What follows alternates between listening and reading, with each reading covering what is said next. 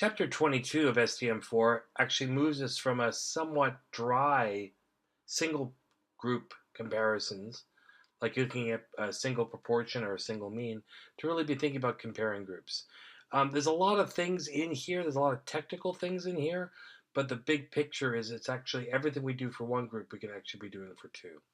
So how do we start this off? It's kind of comparing risk-taking for men and women. We need to kind of think about standard deviation of a difference, and this is going to be using those probability rules we have from the probability chapter. So you want to make sure you're comfortable with these algebraic manipulations.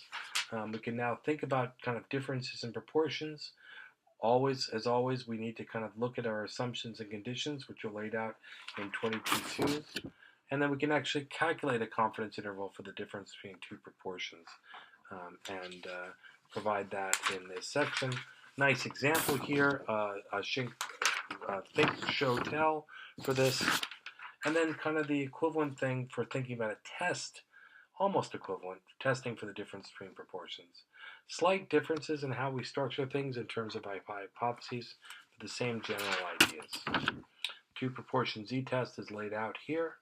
Again, we know the true standard deviation because it is a proportion. Just checking, always value to kind of work through those. I can't stress that enough. Nice example here of another test. And then we think about confidence interval for the difference between two means. In this situation, a situation where we don't know what the true value is. So we can go ahead and derive that, and that's what's done in this section. Think about the assumptions and conditions, and then really derive what we call the two independent samples t-test. So, one of such test is given here, and this one is a situation where we have to make this decision about whether or not we assume that the standard deviations are the same between the groups or not, and that becomes kind of one of the complications in this example. So the two sample t-test really lets us formalize that. That's laid out in section 22.6.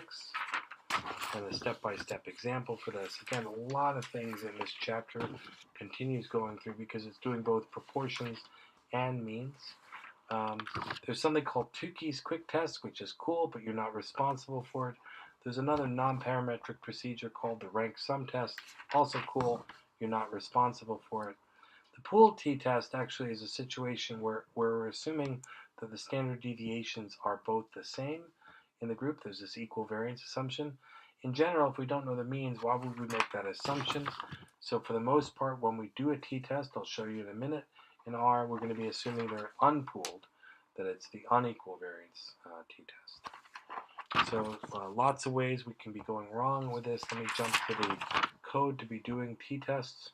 So we can calculate all these calculations in the same kind of fashion for the proportion test, and going ahead then and looking for the difference between means, and load those data in, and actually now fit the t-test at the bottom of this page, where we actually compare buying from a friend to buying from a stranger.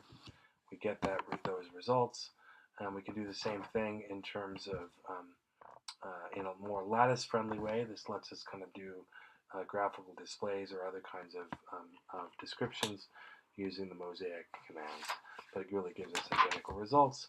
We can actually see here pretty significant differences. I avoided that word, but not successfully today. I generally use that for statistical significance. We can see there are substantial differences in variance, which is why here we're specifying the variance varda equals true option. All told, a lot of things going on in this chapter, but it's nice because it lets us make comparisons between two groups, which is much more interesting than comparisons of just a single group.